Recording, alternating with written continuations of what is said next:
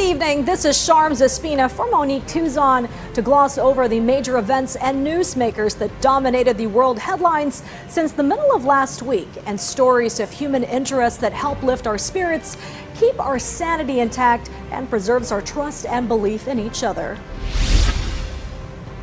A month after that horrible day of slaughter and savagery of hundreds of peace-loving innocent Israeli civilians and foreigners, the war against the terrorist perpetrators in Gaza has entered a month of unspeakable collateral damage against equally innocent Palestinian civilians, United Nations relief workers, dozens of journalists covering the war, and most of all, thousands of children, at least 4,100, whose lives were unjustly snuffed out for payback they never deserved. Of late, 10,500 Palestinians and Hamas fighters have perished, along with 1,400 Israelis, at least 1,000 hapless and helpless men, women, kids, and babes slain on October 7 when the war erupted. And while Israeli Defense Forces have entered the heart of Gaza, where the terrorist Hamas group holds fort underneath the city, the exodus of at least 50,000 Palestinian refugees heeded the call of a 5-hour window for the fastest way out of the war zone, but to a no clear destination. The rush out of Gaza, however, has been limited, sadly, to non-Palestinians, foreign passport holders, to include dual Palestinian citizens, badly injured civilians, and thank goodness, relief and migrant workers who've endured some of the most hellish ordeals of survival amidst urban warfare. Among them, dozens of overseas Filipino workers who've been let out care of continued back and forth communications between the DFA, Migrant Workers Department, and the Israeli Embassy.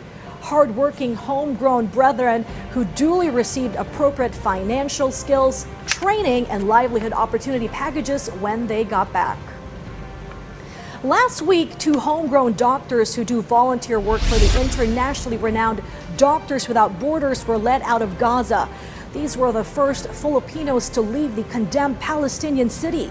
A proud Filipino nation celebrates their selflessness and dedications as men for others. Since their exit out of Gaza, over 100 Filipino migrant workers have left both the Holy Land and the condemned and ravaged city.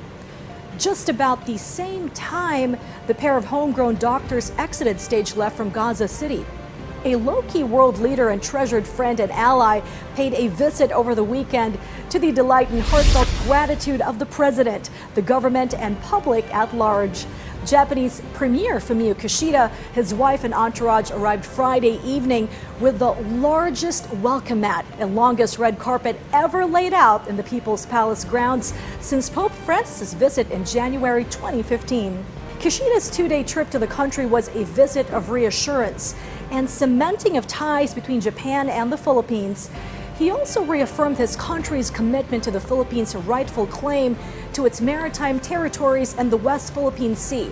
This is based on, of course, the rule of law and freedom navigation in the international waters of the South China Sea. The commitment also includes the provision of watercraft and/or patrol ships to beef up the Philippine naval capabilities in the protection of the country's maritime territories. Likewise, Japan has come in time to plug in the hole left by China for the infrastructure deals it inked to bankroll, among them railway lines in Mindanao and Luzon. The highlight of Kishida's trip was a rare privilege afforded only to special heads of state or foreign dignitaries, a speech in front of a joint session of Congress on Saturday, which only 5 others in the last 60 years have been honored with.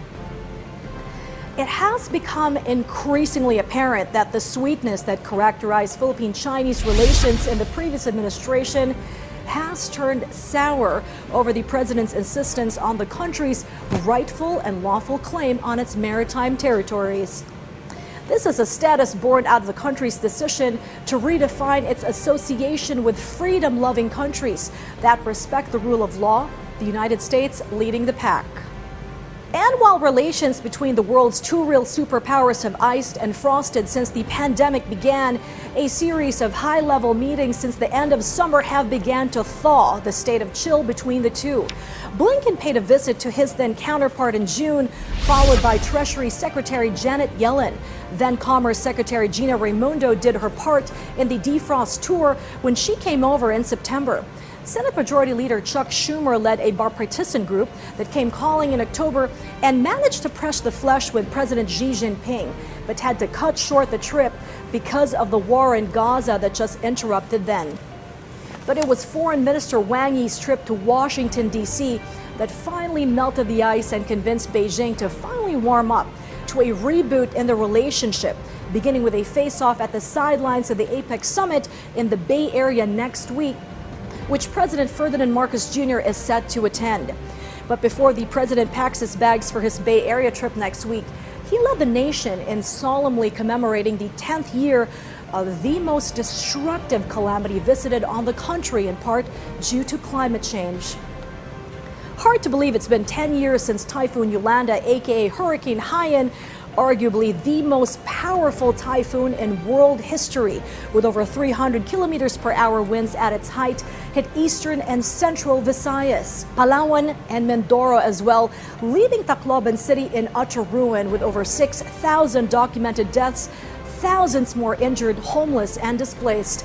Over 18,000 structures have been built since then, 5,000 still needing repairs, in which 40,000 families have moved in. Tacloban has since risen from the rubble and the ruin, growing at least 300% based on the taxes it remits to the national government, all thanks to the benevolence of the government, NGOs, and the outpouring of international help and humanitarian aid from our brothers and sisters the world over. While climate change is really man-made in nature, another man-made problem is threatening the existence in the capital of the world's largest democracy. Smog has reached excessively and dangerously high levels in New Delhi. A week-long moratorium on private vehicle use has been issued and enforced in the capital to give millions of residents a breather from the toxicity in the air. Smog levels from vehicle emissions has reached 12 times over the maximum tolerable level and have been credited for the hundreds of thousands of deaths in the megalopolis. But while New Delhi is on code red over smog and its existential ramifications on residents, over in the redwood forest in California, a resurgence of sorts in the numbers of an apex predator needed in the area's ecosystem is up. The wolf population in the sequoia forest is making a comeback, thanks to conservationist efforts of park officials to resurrect this fascinating and one of the most intelligent in the animal kingdom. And they are, of course, direct cousins to our most lovable companions at home.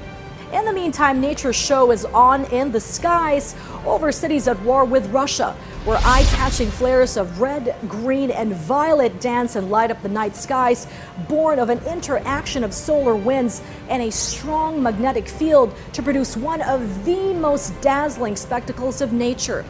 The Aurora Borealis, or Northern Lights, are also in full display over the bombarded cities and regions of Kherson, Zaporizhia, Kirovograd, Kharkiv, and Odessa. And so we have come to the end of our weekly recap of the biggest events worldwide and newsmakers behind them, and stories of human interest and trivia along with them.